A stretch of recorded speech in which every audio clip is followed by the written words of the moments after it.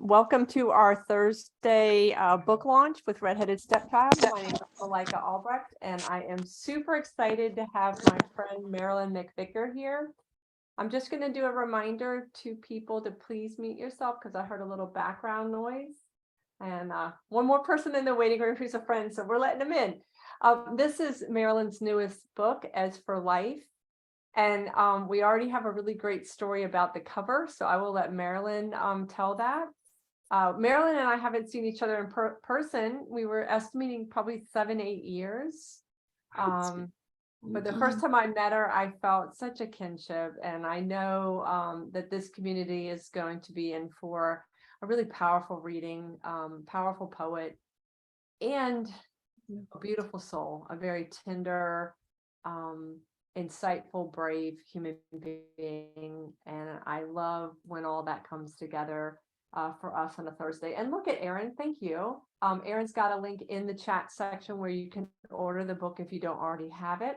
And Marilyn, instead of reading a bio, could I read what Fred Chappell said about you, about the book? Oh dear. Okay, Fred. fabulous. So her bio is very extensive, but I really love Fred's, Fred, our former North Carolina Poet Laureate from 1997 to 2002. To every prospective reader of As for Life, I would say, brace yourself. Do not avert your gaze. Here you will experience revelation that will increase your understanding. Marilyn McVicker does not countenance equivocation in herself or in others. This may well be the most candid volume of poetry I ever read. Be prepared. Yeah, I know. Karen's going, yeah, that's fabulous. All right. So with no further noise from me, I'm coming to you and I'm going to spotlight you. And welcome, Marilyn. Thank you so much for being here tonight and celebrating.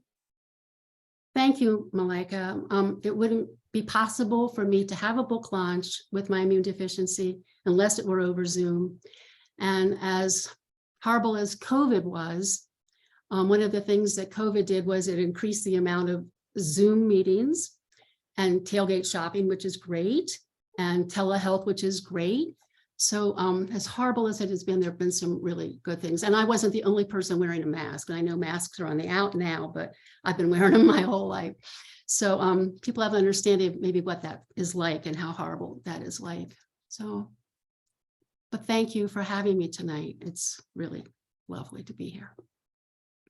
This is my book. Red Hawk published this in September. And as we were talking, my oldest daughter designed the cover.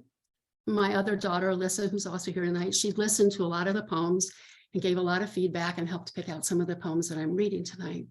Erin did the back cover too, and a photo and all of it. I'm going to start off, since this is about As for Life, a memoir in poetry, exploring the isolation and loss of chronic illness. So we're talking about chronic illness or disability. We're talking about the body. So the first poem I'm going to read tonight is titled The Body.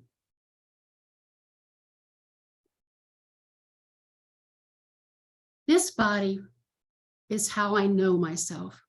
Skin formed around muscle and bone as I grew and moved, danced and swam. This is the body that sang, made love, gave birth, heard children laugh. Throughout each day, 5 senses mark the humbling rumble of thunder, corn silk smoothness of silver flatware, enveloping balm of hot bath. They say we are not our bodies, we are more, the gossamer soul that lives on, transcends. I say it is all in the body. It is this old body that danced with you, bends to put on shoes, shares pizza, plays cards, holds hands. I no longer twist tomatoes sticky off the vine. I no longer enjoy the confident embrace of well-worn boots, slippers I wear as I shuffle from sink to desk. When I look in the mirror, it is my mother's face I see, her wrinkles on my skin, her fat above my elbows, her face sinking into jowls and neck. It is the body that is stabbed with grief, frustration, pain, abuse, comforted by touch, taste, and sound. It is the body that celebrates, remembers, yearns, and dies. It isn't soul I crave. It's tangible love, body love, hunger for the feast of skin. So when we talk about the body and we talk about illness and the feast of skin, we also, one of the issues that comes up for every person that's dealing with that, with COVID, with anything, is access. And access into the community, into the marketplace, into doctor's office meetings, poetry meetings, the homes of others. So this is a poem titled "No Technological Devices Will Assist."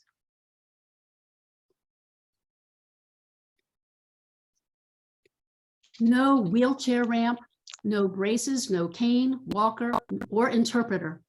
No special van, doorknobs, no 36-inch wide doors will serve to give me access. No accommodation will change the facts. There's nothing you or I, medicine or technology, nothing even love can do.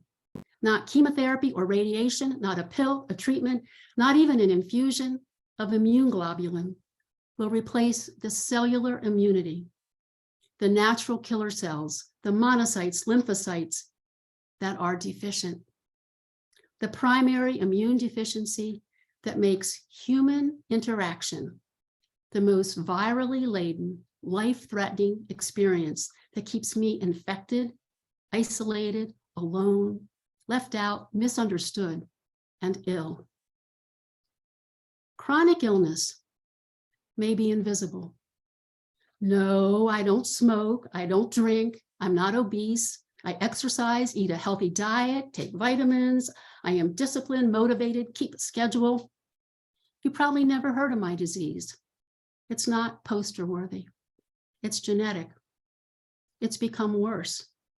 It's not what I counted on. And I haven't become used to it. Today, I'm angry about it.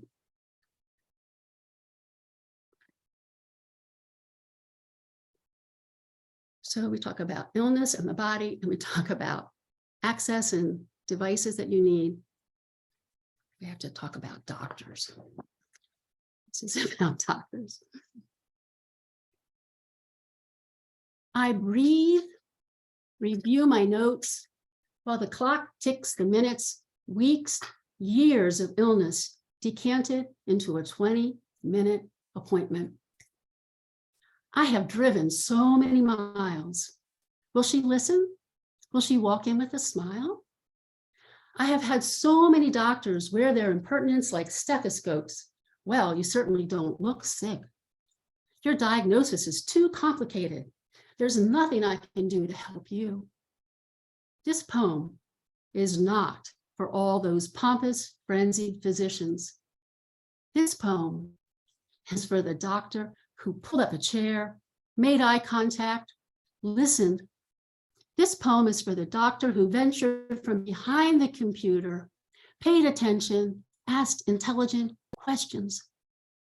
This poem is for the doctor who did not reflexively grab for the prescription pad, realized I needed medical care, admitted he couldn't help, found someone who could. This poem is for the doctor who worked to find the right diagnosis, taught me to give my own injections, started home infusions, called each week to check in. This poem is for the doctor who understood his partnership was more important than healing that would never come.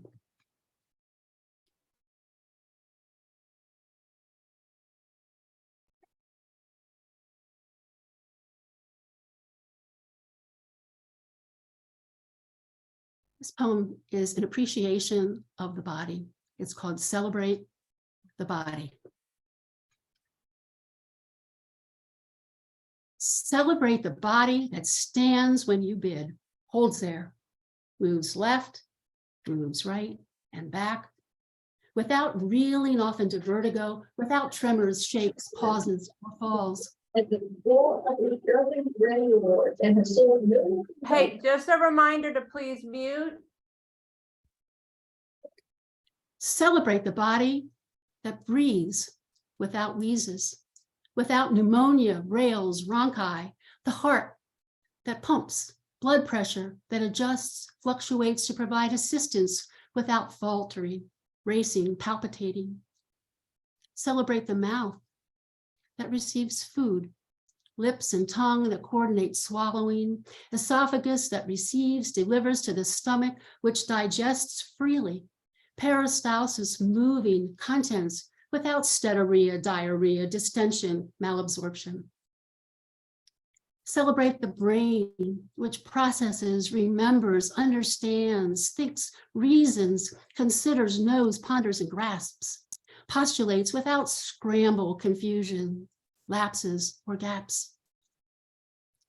Celebrate the senses, which pleasure at the soothe of touch, the rouse of music, the connection of language, clarity of vision, grounding of taste, cathedral of aroma, senses that do not bring the slap of pain which overwhelms, frightens, disengages, disconnects, humiliates, blurs, which cuts off, isolates, confuses, erases meaning. Consider love. Consider relationship, beauty, meaning, purpose. Celebrate music heard from the other room. The owl hooting at night, coyotes calling from the hill, the pleasant nurse who makes eye contact, offers a laugh, a smile. Imagine the tenderness of hair stroked off the back of a neck. Something personal said because you were a person before being a patient. You were a person with dreams and wants, desires and fantasies, not just the depositor of medical waste in sharps containers. Before you watched friends withdraw. Then consider the body in illness.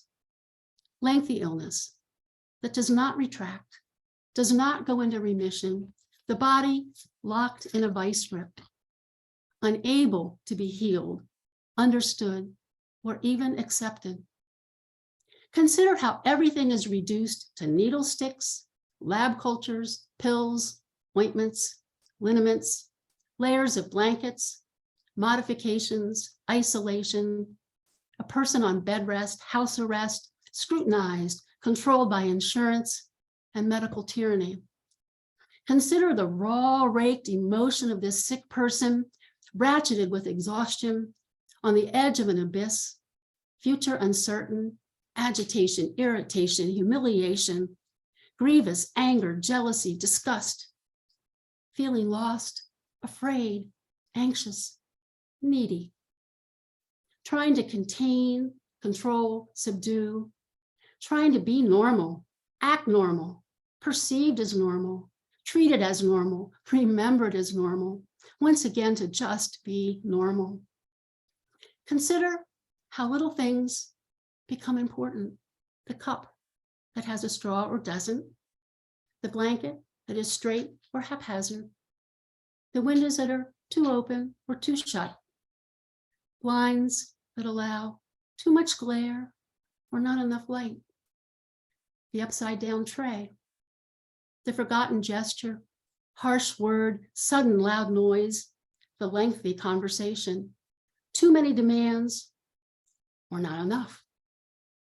Consider this body, so much for so long, not enough for too long, so much beauty, so much pain and loss, joys and hopes filled and dashed, life and death handled simultaneously.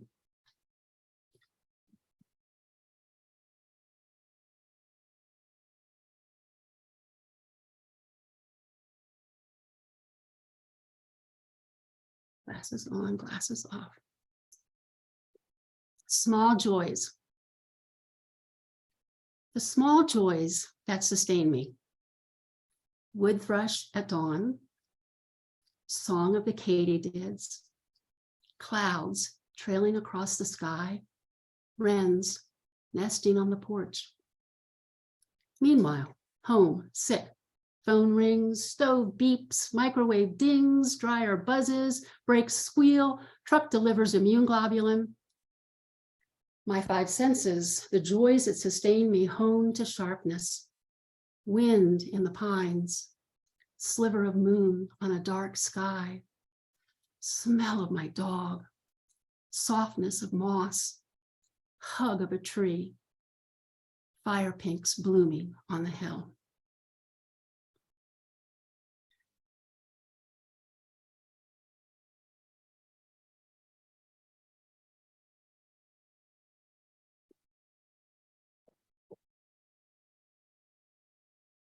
Sometimes in the evening, I get the urge to go to a poetry slam, share a bucket of popcorn at the latest movie, go to the orange peel and dance all night.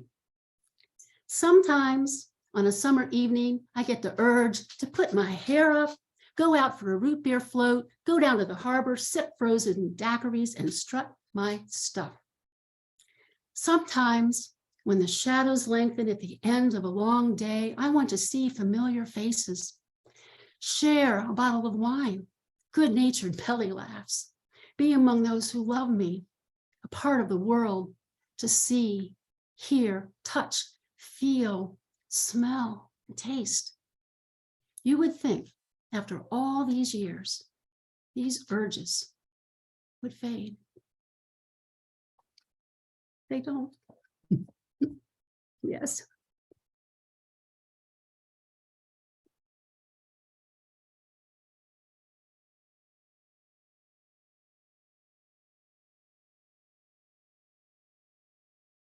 So with all that beauty, there are sometimes these horrible nights. And for me, the horrible times really are at night. So this is a poem about a bad night, and it's titled, What Matters? All night, awake, nausea, headache, feet throbbing, struggling with despair, imagining what I could take, what I could eat, what I could do. I thought about heating pads, electrolytes, hot baths. I lay there considering all the possibilities, all the desperate possible impossibilities, all that had happened, hadn't happened yesterday, last week, last month, my entire life. I wanted to go on vacation, maybe just pack my suitcase. Longed for my old life, a new life, a total makeover. Decided I'd settle for a day at the spa. Yearned for my daughter's company, the kind voice of a friend. I thought about my days consumed by illness, crammed full of medical regimen, doctor appointments, immune globulin infusions, insurance fights. I wanted more chances, more choices, more health, more time. I turned over in bed, hoped lying on the other side would change my perspective. I tried to console myself, imagine a different reality. Imagine my feet on the path I used to hike in the woods. Envision fresh air, damp woods, my body navigating the slopes. I wanted to walk in the snow, feel the cold on my skin, my sinuses contract, mouth and fingers numb. I wanted to scream, howl, do anything but lie in pain, ruminating silently, invisibly grieving. Could I have done anything differently, avoided this fate? Could I have made other choices that would have landed me somewhere other than where I was now? I realized I had lived through decades, countless nights of utter despair. Appreciated the sun would come up, knew I had a long list of things to do, call the pharmacy, reschedule the dermatologist, do 2 loads of laundry, finish the taxes, fix the broken toilet. I decided what I had wasn't what I wanted, wasn't what I deserved. realized it could be worse. In the wee hours of the morning, I settled for gratitude. The warm house, working refrigerator, brain that still works, heart still open, soul which still hopes and wants, schemes and plans, knowing that even with illness, my one life matters. My unpublished poems still important. My one small voice, one small life, worthy enough to power through another day.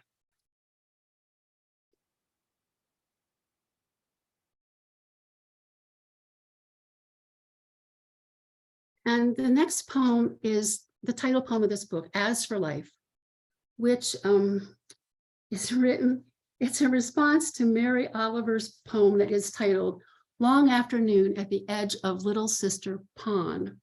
And the last 4 lines of her poem are, as for death, I can't wait to be a hummingbird, can you? And I sort of had a response for that. So this poem is titled As for Life, with thanks to Mary Oliver. As for life, I am grateful for the winter comforter cocooning me near the autumn window. As for life, I am left with memory and words clotted with grief, knotted in my throat, even desire's wings clipped. As for life, it has been difficult. The rending of work and home, not able to float in a still pool alone, or receive comfort from the dear dog whose brown eyes looked into mine, or sit with others across the table and share a bottle of wine. As for life, every day I put on earrings as if something is happening. I am not ready for death.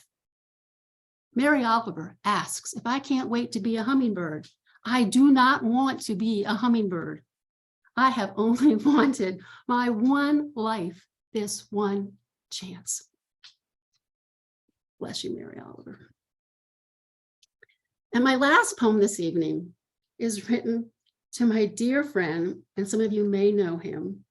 His name was Jim Buckner, and he was the owner and proprietor of Jim's Car Care, which is south of Burnsville down in Boland's Creek. He was a veteran. He was a big, brusque, burly kind of a guy, and he had a wonderful heart. And part of his spiritual path was that he had a list of people who he called every week. And for years and years, besides working on all my old cars, he would call me, and he didn't want a line of BS. He wanted the truth. How are you, Mrs. McVicker? And sometimes it was good, sometimes it was bad. And he would tell me how he was, and we had, the 8-minute conversation that they just talked about in New York Times, a short conversation that was to the point, and it was honest. And he died, he's dead, and I miss him terribly. This is to Jim Buckner. How are you doing?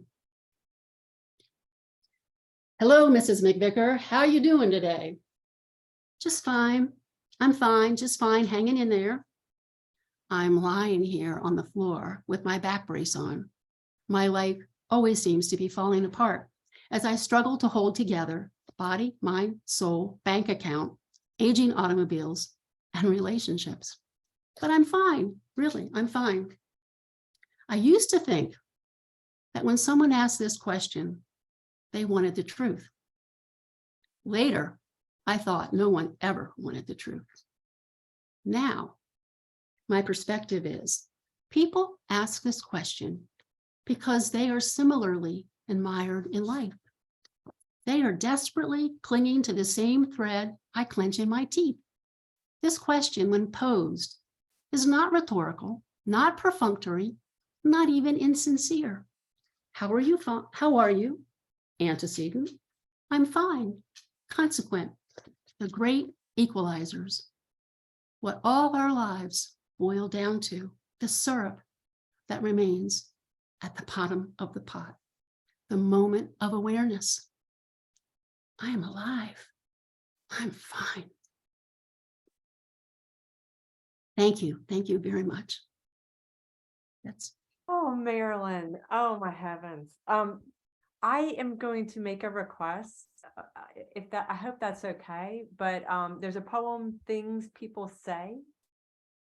If Oh I, my, if you'd be yes. willing to read it, because I think that a lot of people are going to relate to that.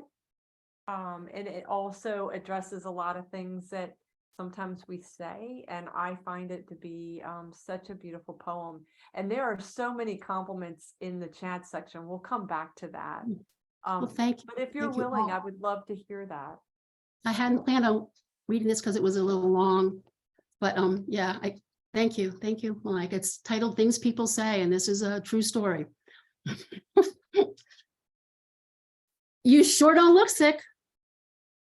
Yes, it took me 3 hours of preparing my hair and makeup to pull this off. Just because I don't look sick doesn't mean I am not. I'm glad my outsides don't match my insides. If I looked the way I feel, I'd scare small children.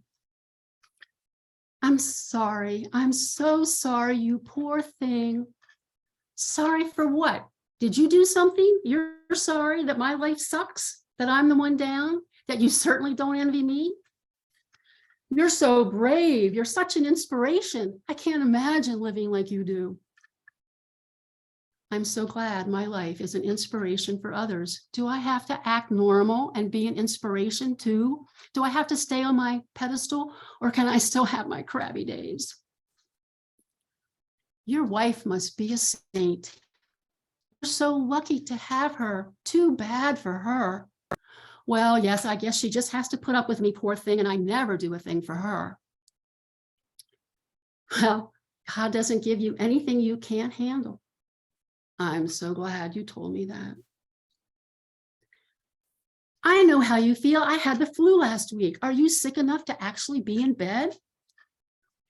If I stayed in bed because I'm sick, I would always be in bed. My chronic illness won't go away. This isn't the flu, and I won't feel better next week. I can't just take a few days off. I have to push and crash, push and crash. I have a friend who had what you had, and he got better. Well, lucky him. Despite the best medical care in the world, that didn't happen to me. I guess I don't have what your friend had. What is your weight today? You have no business asking me that question. I didn't realize my weight was a matter of public discourse. Can we discuss your weight too? I'm feeling pretty good today. I hope you are too. I'm glad you're feeling good today. It's a pretty good bet that I am not. My cheerful demeanor does not mean I'm feeling great. You do more in a day than I can manage. Perhaps you're not as sick as you say. If you don't get more done, maybe you are just lazy. You deciding what my activity level should or should not be with an illness is unfair. Yes, I do a lot of seemingly impossible tasks in spite of my illness. Otherwise, my tasks would not get done. I'm not going to feel better, so I have figured out how to accomplish things even when ill. I'm not tied to the bed. I know I have incredible determination, discipline, and willpower. Aren't I amazing? What doesn't kill you only makes you stronger. Well, then I must be pretty damn strong. I'm sure if you were faced with this, you'd find out you have more strength than you think, too.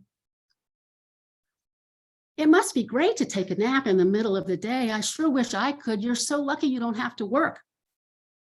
I would love to go back to work. That would mean I'd be healthy enough to do other fun things, like go visit friends or go out to dinner. I loved my job and having a decent income. Staying home is no vacation. And I hate being sick, and I hate having to take naps. I don't want to hear this. This is too depressing. It's negative. Just be positive. I'll pray for you. I'll take the prayers. Being positive hasn't worked yet. I'm having to go with being realistic. I'd be happy for you to call me once in a while and just listen to me or come help out. I'm not asking you to be my therapist. Well, things could be worse. Just be glad you don't have cancer. Yes, things could be worse, and I'm so glad I don't have cancer. but I'm not convinced that cancer is worse. I know a lot of friends living with cancer who have more health, freedom, and energy than I could muster. Well, feel better soon. Okay, I'm looking forward to that, but I don't think that's going to happen. And I'm not being negative. I have a chronic illness that isn't going away and won't go into remission. I'm in this for life. Thank you, Malika. Thank you, everybody. Thank you so much for reading that. I think everybody is now going, yes, yeah, I needed to hear that. Yeah, I love the honest conversation. There was a couple of things that I wanted to come, and if people want to unmute, we can just take a moment to say, Marilyn, thank you so very much. Oh, thank you all. I think a lot of people were commenting on the speaker's voice and the directness of it, and how that was so important to the feeling as you know, as a listener, as a reader of your work, that's part of the gift of your poems, is that the embodiment and the details and the description. And then somebody else commented about musicality, and how when there's a turn in the poem, the music and the rhythm really changed. If I think that was you, Sheila, that was talking about that? That was me. That was me. I love the rhythm of your poems and the way the rhythm pulls you in a stately section, and then just moves like a waterfall, just a cascade of image and sometimes sharp image and sounds. And that was really, really effective. I love that about your poetry. Thank you. Thank you. I was a musician. I was a performing flutist before I became ill. And so when I write, the writing was what I did when I could no longer perform on my flute. And so I bring a lot of the music to my writing. It's real intentional. Yeah. Thank you. Yeah. So I love that you knew that you picked up on that, Sheila. That I just really wanted to hear that. Yeah, and your word was here. Love the cascade repetition of sound. Kathy said, I admire your honesty and vulnerability. Regina, this poetry is so full of presence and stark awareness. I wanted to come back to that. If you mind speaking about that. Presence and stark awareness. Yeah, because that's something that's so key. Part of my process is when I have a thought, I never have writer's block. I usually don't have enough time to write everything I want to write. But when I write, I pay attention to, there's this little voice inside of me that is saying something else. And what is that else that is saying? And it's kind of like you have to pay attention to what isn't being said and capture that. And sometimes when I have written it down, I stand and I read the poem and I sign the entire thing. And when I sign it, different signs come out than what I'm saying. And it gives me like a thesaurus of language, access to the symbols of what it is I'm trying to say. And then it's like, oh, that's what I'm trying to say. And so that informs me, the sign language part of it. And I love that. And I loved watching you sign, and you know, some of the words I recognize from the signing that my youngest did as a child. So Marilyn, to me, it kind of made even more of the embodiment that your work has as part of the experience. Did somebody have any questions? I was glancing back through the chat section and I didn't see a specific question. So if you have one, please unmute and feel free to ask it. I didn't write this down, but I wanted to ask Marilyn if she had thought of any video, you know, that she could put out there for people to, because she's such an excellent reader. Also in Braille. also what? In Braille. Oh, in Your work. Braille. Why not? Sure. I've done verbal recordings of them for some of the disability journals where you read and they publish it, but Braille is a good idea. Very Oberlin nice. College. Oberlin College, how nice. My compliments. Thank you very much. Good idea. I like that. That is a very important idea. And I did want to say that your granddaughter said your words so beautiful, so moving. It's nice to see your, your daughters here. And I did want to come back to the cover that Erin did, right? Erin, Erin, do you want to talk about that? I can put you both spotlighted at the same time. hi, honey. Sure, sure. We had the title already, and it was time to think of a cover concept. And I honestly discovered kind of the perfect photograph. And looking at the photograph, if you asked everyone in the room, is the person walking towards the light with hope, or are they walking away from the light towards darkness? Is it a man? Is it a woman? There was just enough going on, but you kind of saw what you wanted to see. And so many of my mother's poems are hopeful and then yet real. So I think for me, that cover imagery just kind of nailed the duality of all of these things. And so the photograph led then the rest of the design. Oh, I love that. Thank you for telling me the backstory in that. That really makes sense now. And did you take the picture or you found it? No, I did not. Yeah, Awesome. You did not take the picture. I did not take the photo. That's fabulous. And I think it works perfectly in exactly the way that you said. But she worked with the blue and the color and the size, and she like doctored it. That's amazing. And you also designed the back cover too, is that correct? Yes. Took the And also photo those and websites, by the way. typography. Thank you. I'll remove that spotlight. And then I have a question. Sharon Deavy, do you know Sharon Deavy? Marilyn? I've heard your name and seen you on the North Carolina Poetry Society Okay. news. So we will let Sharon in and see what happens. Does anybody have a question that I missed? Thanks, Karen. I think I let them in.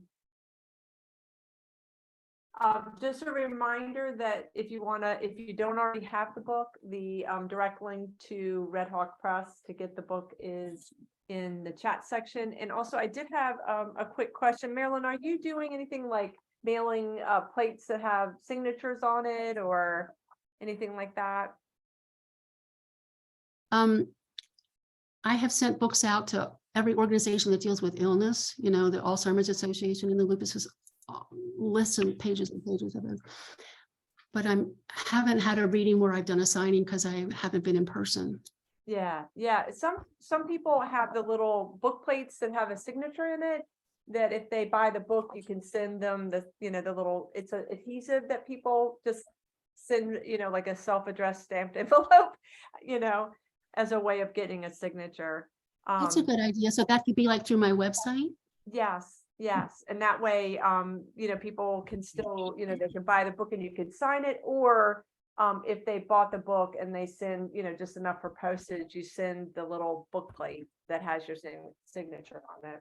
Okay, that's a good idea. But especially during the midst of, the most of the pandemic, a lot of us weren't, doing anything in person. So came up with unique ways. And some people just don't, like Joy Harjo at ECU. I think Regina and Celestine were there. There were book plates that you could pick up and just put it on yourself because there wasn't meet and greet in the same way. Mhm. Well, I just want to say thank you. And you are going to be really overwhelmed by the chat section when I send it to you. Thank you. Yeah. And the lines that stood out to us, do I have to act normal and be an inspiration too? And I'd be grumpy. Yeah. Yeah. Red, I clench in my teeth. I think you'll be, I am not ready for death. I do not want to be a hummingbird. I think a lot of us had a response to that one. Consider this body. Well, Yeah. again, thank you so much. I am going to move into open mic and I will take us out of, Christy said I'm going to order tonight. Yes. Thank you. I'm with you on that one. So I have Christy, Karen, Cal, and Laura for open mic. If I have missed somebody, you can send me quick message or just say something right now and I will pick that up. Christy, I'm coming to you first. Let's see. There we go. Ah. Can everybody hear me? Yeah. Yeah. I'm going to put the link to my book in the chat, but tonight I'm going to read something I haven't read very often, and it is in the new Ekphrasis 2022 from the Craven County Arts Council. And it's accompanied by beautiful artwork. All the poems are, and so this just came out, and I'm going to read this poem because it's going to be a part of a new collection that I'm working on. This is called Pain is a Careful Ghost. Knives sit pointed, waiting for him to round the kitchen's corners, wondering if walking into them will cut away regrets gone rancid. Her vintage ashtray on the bedroom window's outside edge smolders while he dreams sleep. The restless bed pressed against the window's inside lip trembles close enough to kiss embers, wondering if burning down a life will revive his will to breathe. Thank you. Christy, Thank you. that is Christy. awesome. I know that poem. I am coming to you, Karen, next. Okie doke. There you go. Can you hear me all right? Yes, ma'am. Okay, this is I've been trying to get submissions together all day, so I thought I'd read one about writing. Because I would have rather been writing than trying to figure out where to send stuff. Enough seldom is enough about writing. It's not much easier to pick a clause than a cause to stand up for. Hit the door, hit the floor. It's all just about the same thing. I can't write a straightforward line without worrying a whole lot of some kind of a hole into it. Up and away to it, down the whole of the long and winding road to it. I like to taste it, to toast it. I like the taste of it, of its slash and its burn, its bash and its learn, its ash and its yearn in my gut, wrench, in my hammer head, in my screwdriver's education. Girl, I just love you. Oh, that's fabulous. I love this open mic. Beautiful. Cal, I am coming to you, so give me just 1 second. Oh boy. You can see, Marilyn, how our open mics are just a blast. There we go. All right, Cal. Okay, I have to find my poem first. I should have looked for it beforehand. I can come back if you'd like. No, I got it. Here it is. Okay, this poem is called Chaos, and it's about chaos theory, and not just general chaos. Well, there's a little general chaos in it too. Branches cast shadows on grass while dew rises as mist. A Topeka twister leaps from a void like a new universe out of a point now invisible, being everywhere at once. A phase transition like water boiling on the stove, ice melting in Greenland, paper up in smoke on Wall Street, or a chemical stew in sun bolt struck, deciding to reproduce. The logic beyond perception in clouds on top of clouds. Our shadow world in the smoky firelight of this cave, the same logic that prevents prediction of weather and regulates an epidemic, the loss of lift by a wing, or a population heading for extinction, is that which drives pollution. How leaves seek light and capillaries deliver blood. Our pulse, our pulsing hearts refreshing every vein, not missing one cell. Choices not random, but infinite, yet bounded in a universe that is only so big. Choices we make. This is the same logic as the eye movements of the man with the hypersensitive disease who sits in his drawing room, not sure if the pounding in his ears is from the Death Watch beetle or the sound of the dead man's heart nailed below the floorboards, calmly explaining to the mystified constables that the screams that drew them were from his bad dream. His secret pounds and his eyes dart, and he tells them the source of the noise he can't bear that they can't hear. Clouds on top of clouds of words, monkeys blogging on keyboards long enough to write sonnets. If you look too close, you see a stream of O's and ones. Too far back, and it's a blue and white circle filled with invisible lines of infinite length. Imaginary logic of chaos is the invisible force that drives life. Stay awake when awake, but write your dreams quick before they disappear. Recall images of chaos seen in the same dimension we go to in sleep, where dreams arise, where scientists think like poets, where the mad ones are the visionaries. And I need to give Jack Kerouac credit for the mad ones being visionaries. I kind of directly stole that from him, but that's one of my favorite lines of his writing. And that's it. Thank you. Agreed. Yeah, thank you very much, Cal. The choices we made. Yeah, there's a couple of comments in the chat section to the open mic readers, so make sure you read them so you can lovely. See people responding. Thank Laura, you. I'm headed your way, and give me just a second. If you say something, oh, there we go. I see. Oh, sorry. Could have Just a spoken. reminder that I post on Facebook only when the readings are, and they're most Thursdays, although I did take some time off during Christmas. Glad you're here, Laura. Great to be here. This is a shorter one. I think Karen will like this. It's called Saint Frida. Saint Frida of the lame leg, martyr of the streetcar, cast your color incantations, shine in your blue adobe house. You hide your pain under folk dress covered corsets, stay in the warm sun. Saint Frida of the unibrow, deliver us from colorless days, bring us brilliant blues, bright sunflowers, and dahlias. Thank you. Gorgeous. I love that. Thanks. Are you writing a saint series? Because I hope you are. I'd be so happy. Trying to do that for years, so yeah. Yes. Regina,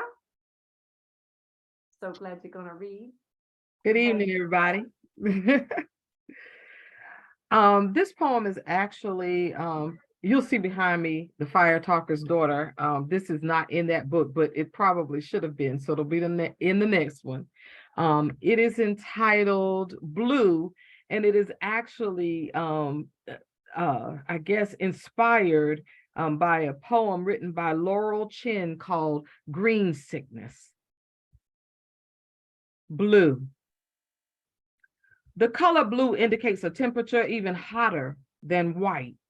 Blue flames usually appear at a temperature between 2,600 degrees Fahrenheit and 3,000 degrees Fahrenheit. The poet said, she said, grief is not the only geography I know.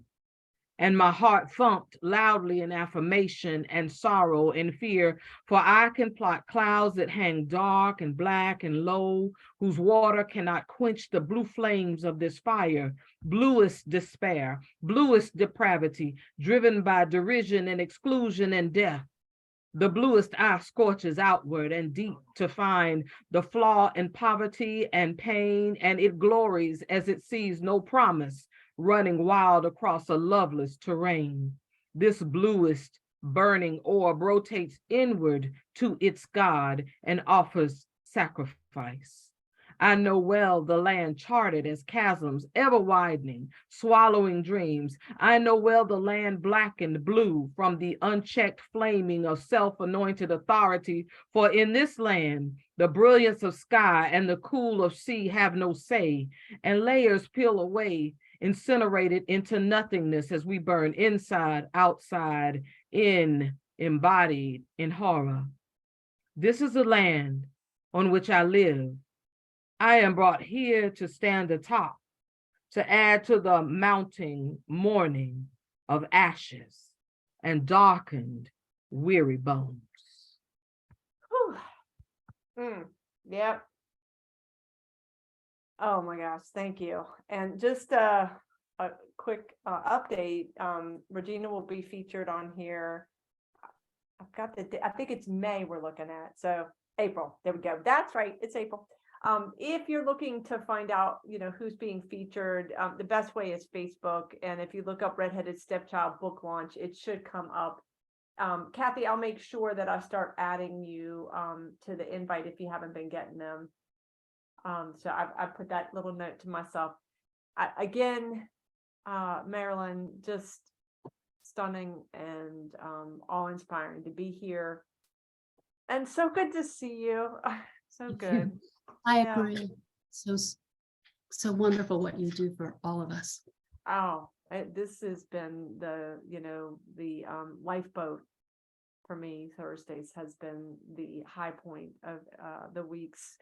Gosh, but it's hard to, I mean, guys, we've been doing this for, over 2.5 years. So, there have been, if you go to the YouTube channel, Malika 888, and you can see fabulous poets that were celebrating their books virtually. And if you think poetry is hard to sell, given the best of times, when you can't get to meet, and that's the other thing. This has given us community and a way to connect. It may not be ideal. It's a lot of little tiles, but I know that yes, and this will be recorded.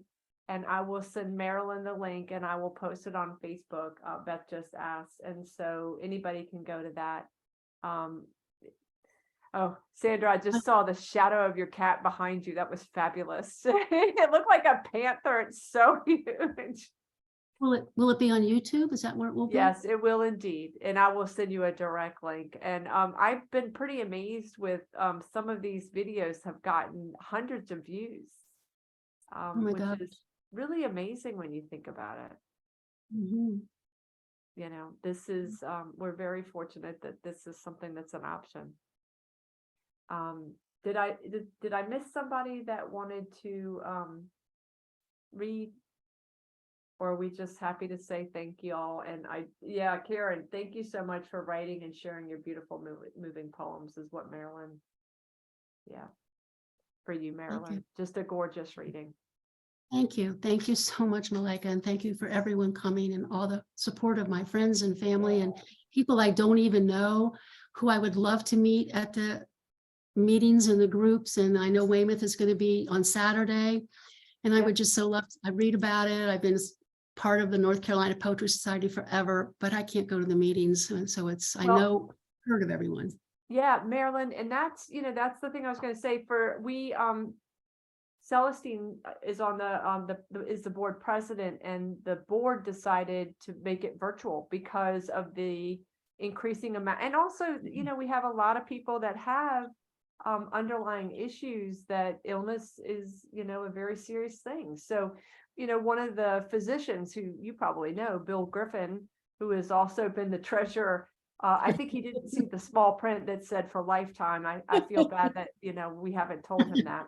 But he said, January is probably never a good time to meet, from the flu, RSV, and now COVID. And so rather than take a chance and meet in Weymouth, even with the precautions of masking, that the better option, and Celestine has set up a Zoom meeting for tomorrow. So it'll be not tomorrow, Saturday. I'm skipping Friday. So it will be a Zoom meeting. So if you want to come, anybody that would like to attend, if you check the North Carolina Poetry Society's Facebook page, we'd love to have you there. In the morning, we will have Kimberly L. Becker, who is a Native American mixed descent poet, and she will be talking about poetry as ceremony. And then in the afternoon, there will be a spoken word workshop by Dasan Ahanu, who has just been named the Piedmont Laureate. Yes. Which is, fabulous good news for those of us who have been big fans for a very long time. And Laura has put it into the chat section, the direct link to the Zoom for North Carolina Poetry Society. We'd love to have you there.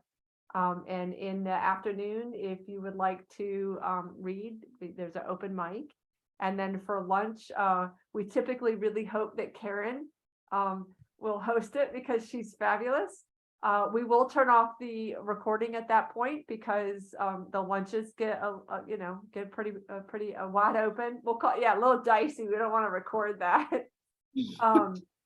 But good fun. And you can drop in or wild and crazy is what Regina wrote. But you can drop in and stay for as long or as little as you would like. And we would love to have you there. And I'm believing that Regina is hosting open mic during the meeting, correct, Regina? I hope. That's what I'm told.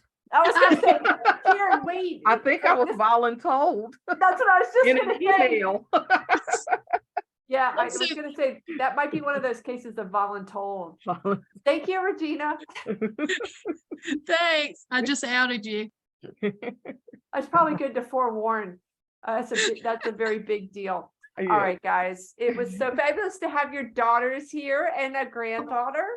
I wanted to Alyssa say and about my Aaron. other daughter. I mentioned Erin, but Alyssa is my other daughter who's here tonight. And she listens to my poems a lot and she always wants more. She says, Mom, you have to write about this, or Mom, I really like this, but you talk about this, but you've never written this. And so she's been really, really supportive. Yeah, I did want to, because you said something that I really loved, is that she's, one of your first readers for poetry. And Alyssa, what a lovely gift to, to be a part of that creative process. Yeah.